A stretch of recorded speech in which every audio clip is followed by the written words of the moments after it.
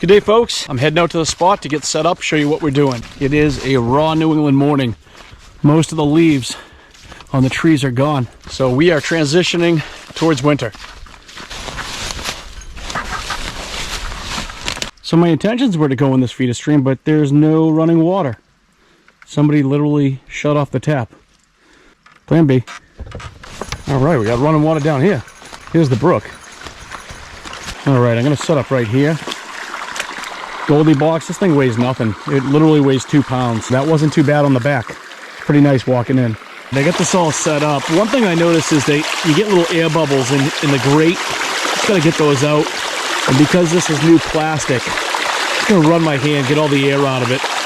Okay, let's just grab some random material. I've found gold over here before, so I know there's gold in the area, but let's just grab some from here, see how it's working.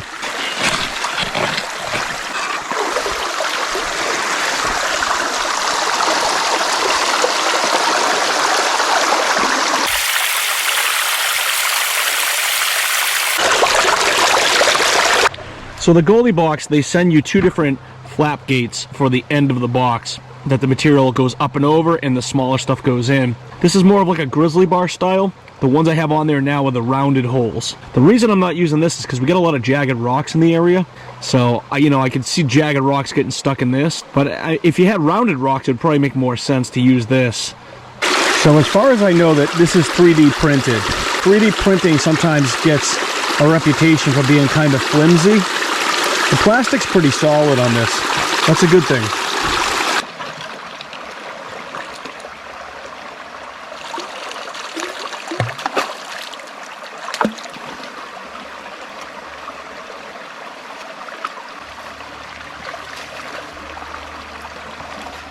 So I've been running material just raw right off the shovel, right into it. We're also going to classify today. I want to see the difference in how it cleans out that way. There are some little rocks that get stuck in the holes in the grate, but that's to be expected with these fluid bed sluices. You're gonna get stuff stuck. You just gotta use your hand, just brush them away. That's not a big deal. Anybody who uses a fluid bed sluice kind of knows, like, that's just the way it is. All right, let's do a clean out and just see how everything looks in that little tray. I didn't do any probing, any test pans, nothing. So I don't even know if there's gold right here or not, but we're gonna check, see if there's anything in there. So this is how I've seen Scott do it. I've seen him just pick it up, just dumps it right in the bucket, up and down. Should clean itself right out. Here's inside the tray, and we'll take a look at that closer later because the holes are actually going kind of sideways to the material on these pipes. So in the way of material, that's all that was in there. Okay, this thing definitely picks up gold, and it's very, very fine, small gold. I'm going to get the cell phone so I can show you. All right, I'm going to call this a successful trial run because that's pretty small gold. There's 3 on the bottom, 1 there, 2 at the top. I think there's a couple little micros. But that is tiny gold, and it caught it. Okay, I'm going to try to show you those holes in the pipe. You can see those 2 holes right there in the pipe. Those are on either side. They're not straight down into where the material is. They're kind of at a side angle. Another thing too is this is all textured. It's like a textured print from the plastic. I actually like that that's got a little texture to it for when the material's going off and the gold sticks. Right here, there's a little tiny divot where my finger is. That would kind of be like a little gold flake, gold nugget trap.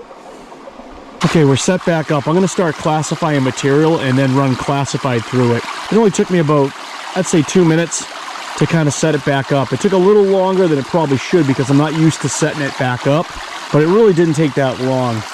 I'm going to head over there and classify some material where I know I was definitely getting gold before, and we'll run it.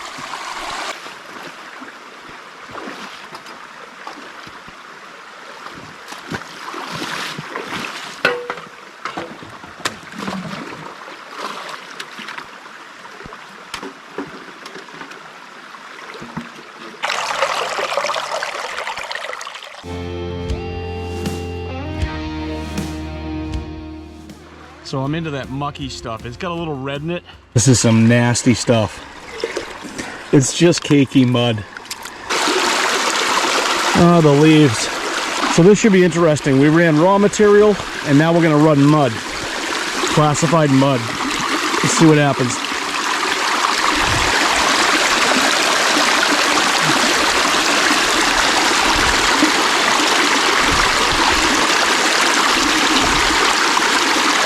It's eating right through the material, so that's good.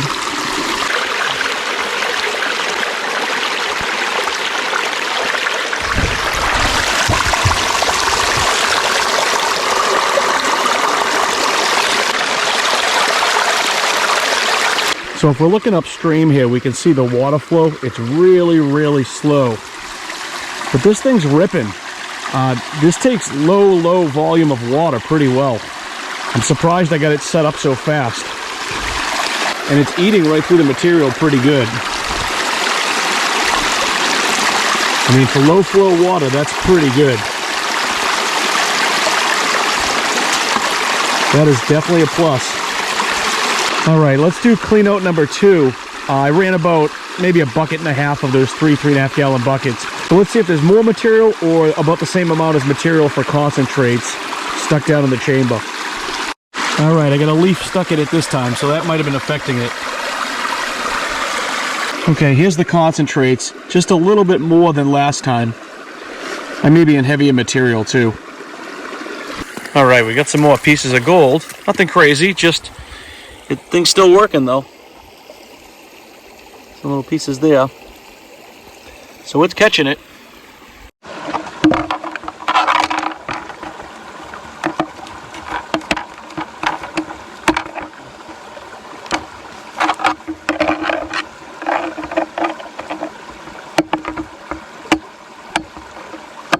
Okay, just switch spots and we're gonna dig right here.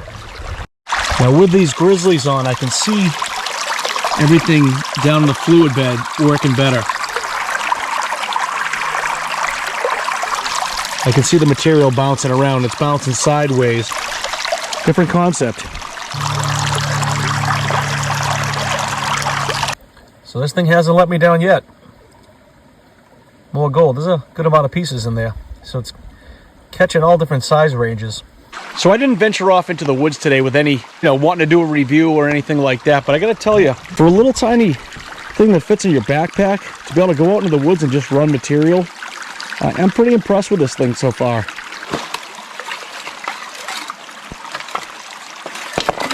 Woo! What the?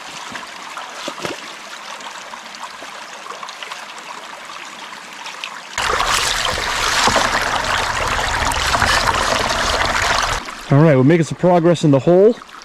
One thing I want to mention too is this is the black one. They sell a green version online of this. Scott from 802 Outdoor Adventures has a black one, and I copied him. I like the black color. So I emailed GoldiBox, and the owner actually emailed me back. Just super great to have an owner of a company respond back to you. It was awesome. So it's still catching the gold. Let me get this cleaned up. So we got like a nice little range of sizes. That piece is wicked small. So I'm going to throw the little circle grate back on, get rid of the grizzly grate. That thing works great, I'm sure, if you're in an area, with more rounded rocks. This thing's working much better though for the type of material I'm digging. So I'll throw this back on and dig for about a half hour and then get out of here.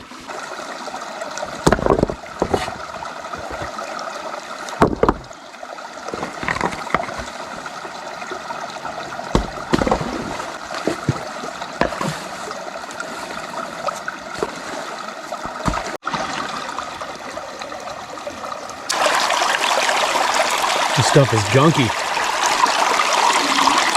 All that red. All right, so for the last 40 minutes, I've just been rifling just red, mucky, nasty material through this thing. I've been a little bit out of control with it just to see how quick it filters everything out. This thing filters pretty fast. There's one clean out in there. I cleaned it out once in between. I did about 20 minutes, cleaned it out. Now I got to clean out this. So it'll be 2 clean outs worth of material in the pan. Let's see what we got.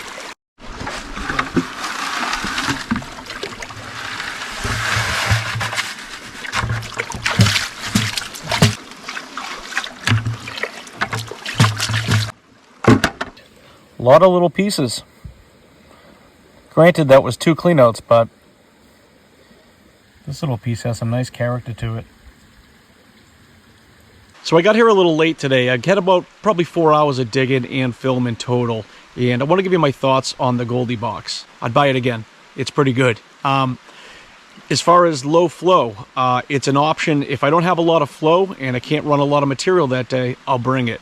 But it fits in the backpack, so it opens up a lot of possibilities for streams, for me to go remote to some of these areas and keep something on my back where I can just go out and test. Price point, $120. It's 20 inches long. I'm not paid to make this video. I just figured I'll show you guys, you know, my first experience with it. There's a couple little things with it that I wish were different, but they're not enough to make me not like it. I like the thing. It's convenient, and I do think it's worth the price. The plastic build on it is pretty good. It's pretty strong. So the last 2 cleanouts I did, I just rifled material through it, and it ate it right up with low flow. So I think that's the biggest takeaway for me is if I don't have a lot of volume of water, I can just use that. It does its job, and it does it well. So let me show you the gold before I take off. So here's the gold that little guy was able to give me for the day, and there's a lot of different size ranges. That's one thing to note. Then I found this weird little pyramid looking thing.